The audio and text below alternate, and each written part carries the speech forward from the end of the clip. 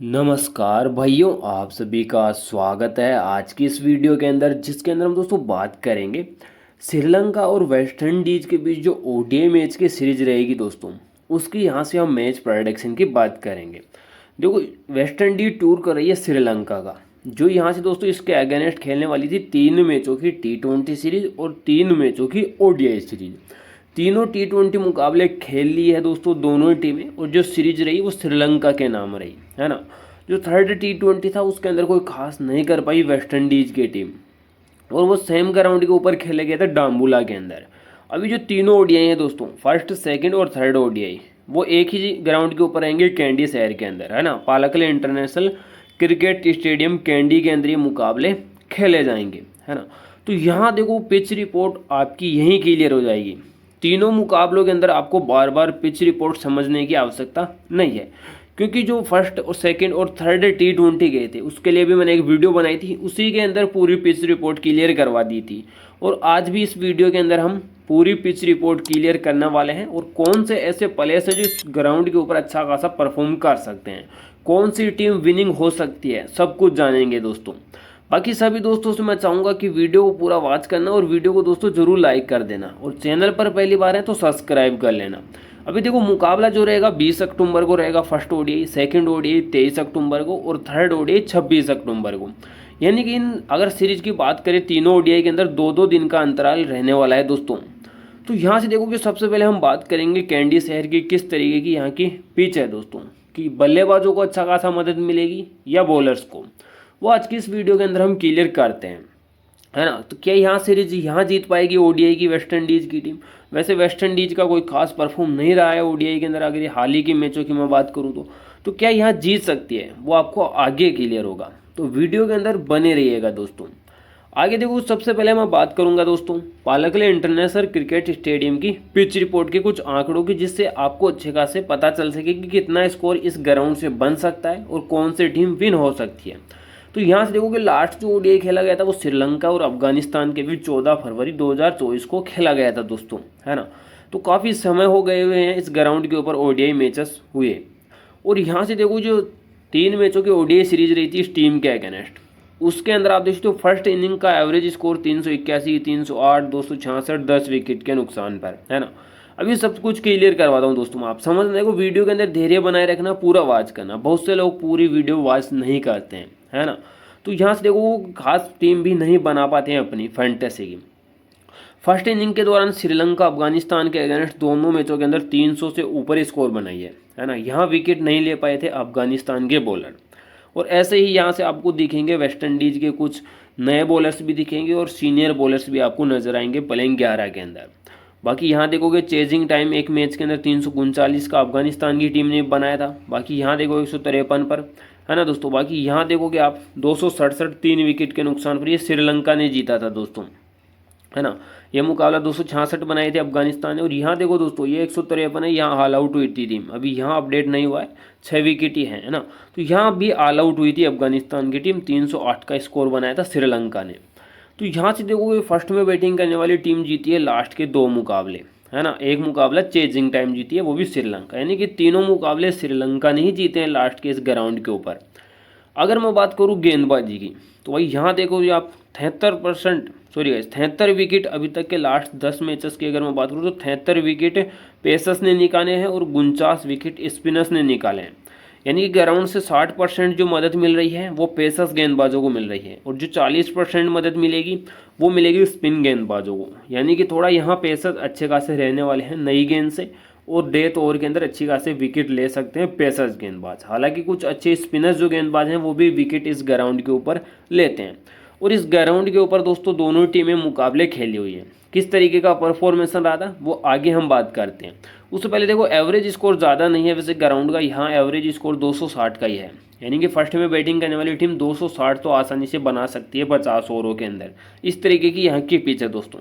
बाकी अगर batting lineup शानदार रहता है टीम का, तो यहाँ बड़ा स्कोर दिख सकता है, जिस तरीके के स्कोर श्रीलंका ने बनाए हैं अफगानिस्तान के अगेंस्ट। हाईएस्ट स्कोर इसी टीम का है 381 रन 3 विकेट के नुकसान पर, जो यहाँ देखोगे ओडीआई के अंदर बनाई थी अफगानिस्तान के अगेंस्ट।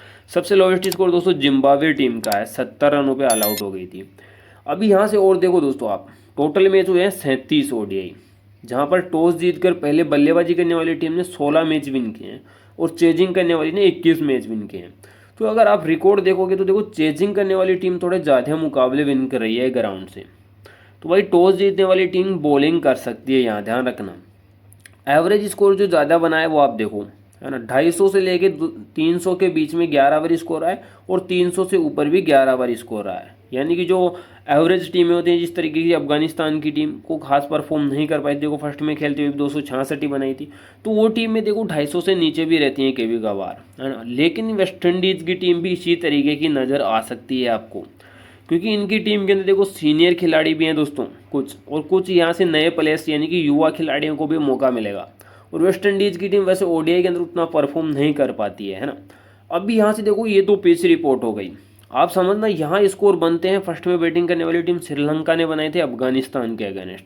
अगर फर्स्ट में खेलती है तो बड़ा स्कोर कन्फर्म श्रीलंका यहाँ करेगी, क्योंकि अभी देखो कॉन्फिडेंस अच्छा खासा है टीम का, क्योंकि अभी रिसेंटली में आपको पता है कि जो सीरीज रही T20 की वो श्रीलंका ने जीता, और वो चाहेगी कि ओडीआई की सीरीज भी हम ही जीतें, तो वो बेस्ट परफॉर्म करेगी अपने ही होम ग्राउंड के ऊपर। अभी यहाँ देखो दोस्तों, ये हो गई पिच रिपोर्ट की बात। अभी देखो दोनों ही टीमों में कौन सी टीम पावरफुल है। देखो टोटल 65 हेड टू हेड मुकाबले खेले गए हैं दोनों ही टीमों के बीच ओडीआई के। श्रीलंका ने विन किए हैं 31 मुकाबले, वेस्ट इंडीज़ ने भी 31 मुकाबले, यानी कि दोनों टीमें भाई बराबर की रहने वाली हैं यहाँ। और यहाँ देखो कि 3 मैच ऐसे रहे थे जिनका रिजल्ट नहीं आया था दोस्तों। और अभी रिसेंटली परफॉर्मेंस की बात करें तो श्रीलंका ने अपने जो लास्ट ओडीआई खेले थे 3 मैच, वो इंडिया से खेले थे। एक मुकाबला टाई रहा था इनका, है ना दोस्तों, श्रीलंका का। उसके बाद दोनों ओडीआई मुकाबले इंडिया से जीती है श्रीलंका।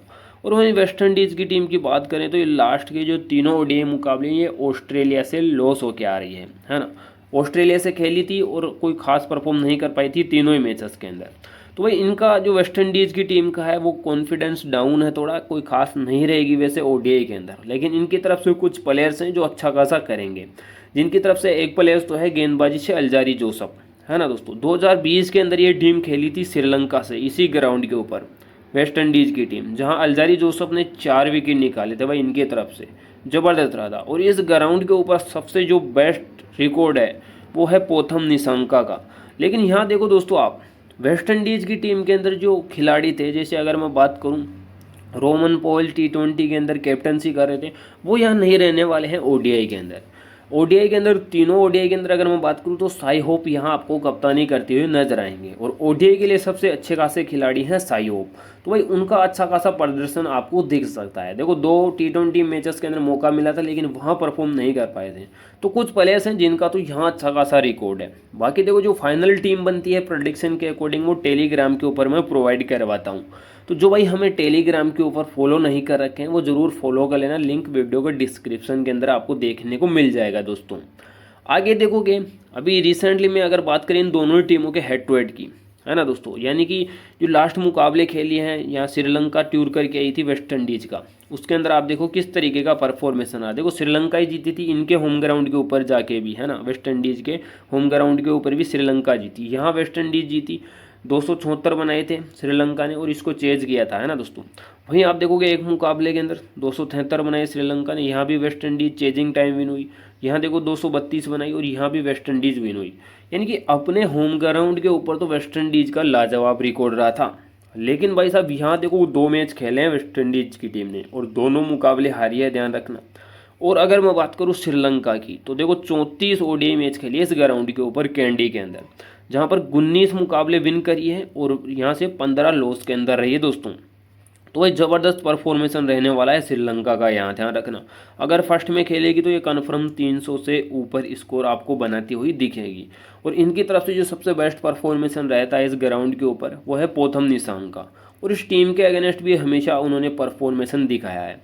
बाकी देखो दोस्तों आपको बिल्कुल फ्री में हमारे टेलीग्राम के ऊपर अपडेट मिलती रहेंगी मैच से रिलेटेड, और जो फाइनल टीमें होंगी स्मॉल लीग की हो या ग्रैंड लीग की हो वो आपको हमारे टेलीग्राम के ऊपर मिल जाएंगी।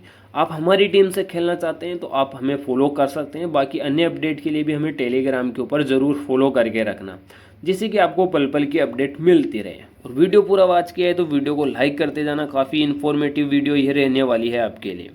तो जरूर से लाइक करना, अपने साथी दोस्तों को भी शेयर करना, जिससे कि वो भी इस मैच के अंदर एक बेहतरीन टीम बनाए दोस्तों तीनों ओडीआई के अंदर, क्योंकि अच्छी खासी इन्फॉर्मेशन रहने वाली है, सेम ग्राउंड के ऊपर रहेगा। और जो सबसे इंपॉर्टेंट है दोस्तों, देखो अगर सेम पिच के ऊपर मुकाबले होते हैं लगातार तो स्कोर कम होते जाते हैं, ऐसा नहीं है कि स्कोर बढ़ेगा, है ना, स्कोर हमेशा कम ही होते जाते हैं। जैसे अभी आपने डांबुला के अंदर देखा, फर्स्ट T20 के अंदर एक अच्छा खासा स्कोर बना, फिर सेकंड ओडीआई के अंदर थोड़ा एवरेज गिरा, फिर थर्ड T20 के अंदर दोस्तों और भी स्कोर गिरा। तो भाई अगर सेम पिच के ऊपर रहता है, क्योंकि सेम ग्राउंड है तो ज़्यादातर मुकाबले सेम पिच के ऊपर ही होते हैं, तो स्कोर जैसे जैसे आगे मैच बढ़ते हैं वैसे स्कोर कम होते जाते हैं। बाकी फाइनली अपडेट आपको मिलती रहेगी, तो ज़रूर लाइक करना और चैनल को सब्सक्राइब कर लेना। मिलूंगा एक नई मैच वीडियो के अंदर, तब तक के लिए थैंक्स फॉर वॉचिंग।